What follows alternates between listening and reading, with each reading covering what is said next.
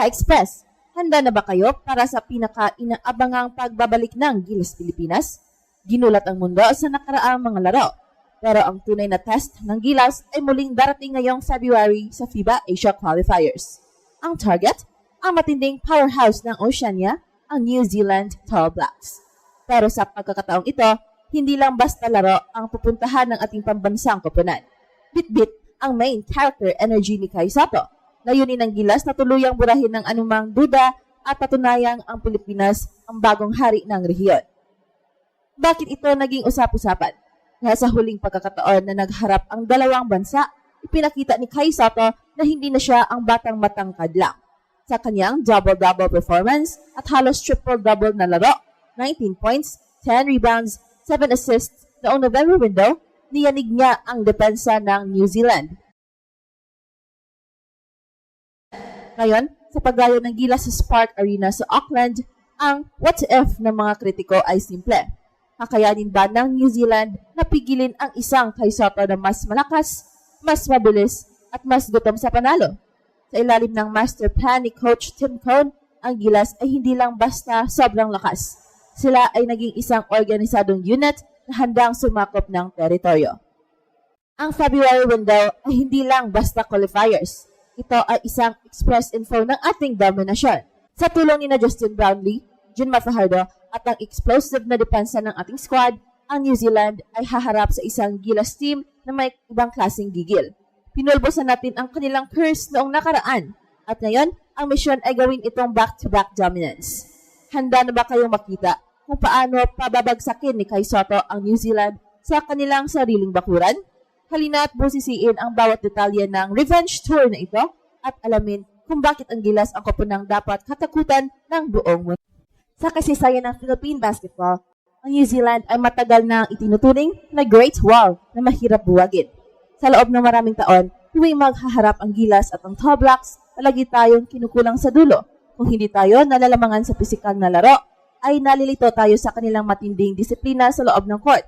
Ngunit sa pagpasok ng February window ng FIBA World Cup Asia Qualifiers, ang naratibong ito ay tuluyan ng magbabago. Dinulat ang mundo ng talunin ng Pilipinas ang New Zealand sa nakaraang window at ngayon, ang momentum ay nasa panig na ng asul, pula at dilaw. Ang express info na dapat malaman ng lahat. Ang Gilas Team A ay hindi lang basta sobrang lakas. Sila ay handa ng manakop.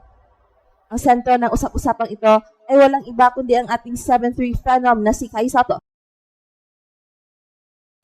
Kung dati ay tinatawag siyang pambansang pangarap, ngayon siya na ang pambansang bangungot ng mga kalaban sa Asia.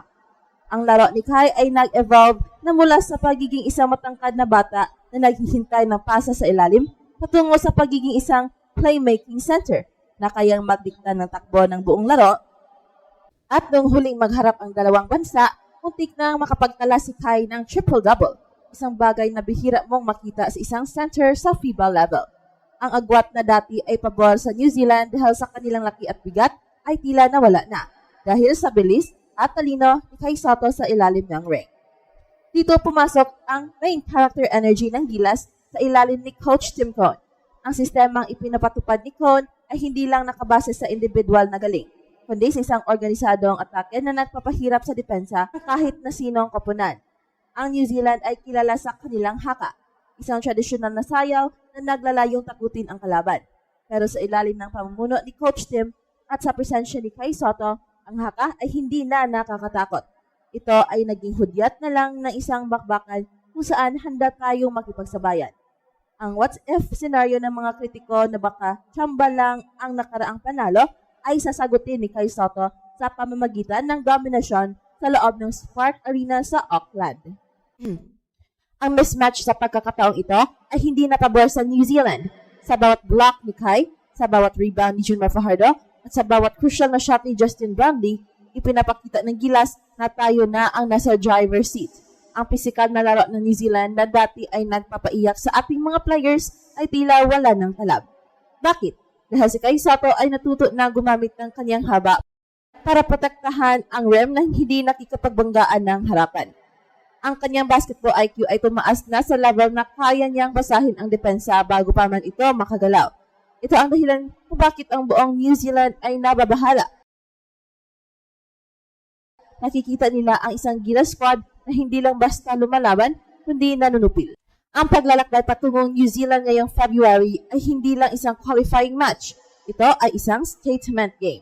Nais ipakita ni Kai Sotto at ng buong Gilas na ang pagkapanalo natin noong November ay simula pa lang ng ating pag-akyat sa trono ng FIBA Asia.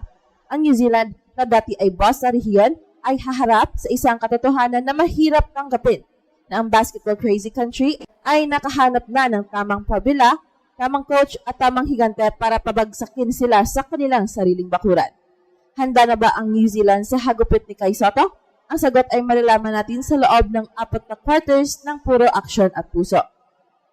At hihimayin natin ang tactical genius ni Coach Tim Cone at ang Twin Towers combo na nagiging bangungot para sa New Zealand. Sa gitna ng tensyon ng FIBA qualifiers, isang malaking katanungan ang pilit na hinahanapan ng sagot ng New Zealand.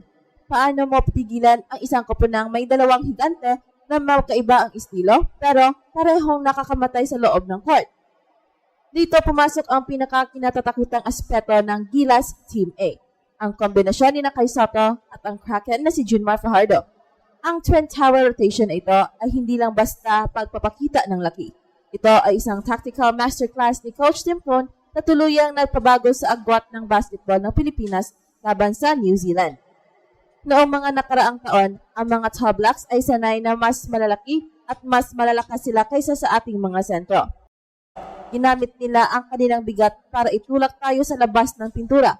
Pero sa pagharap ni Kai Sotto ngayong February, ang pisikal na bentahin ng New Zealand ay tila naging walang silbi.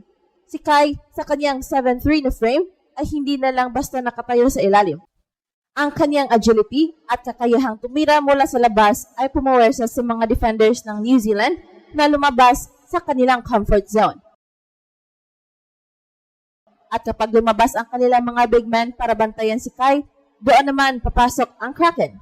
Si Junmar Fajardo, na may hindi matatawarang lakas sa low post, ay may malayang nakakuha ng rebound at second chance points. Ito ang unsolvable puzzle na ginulat ang mundo.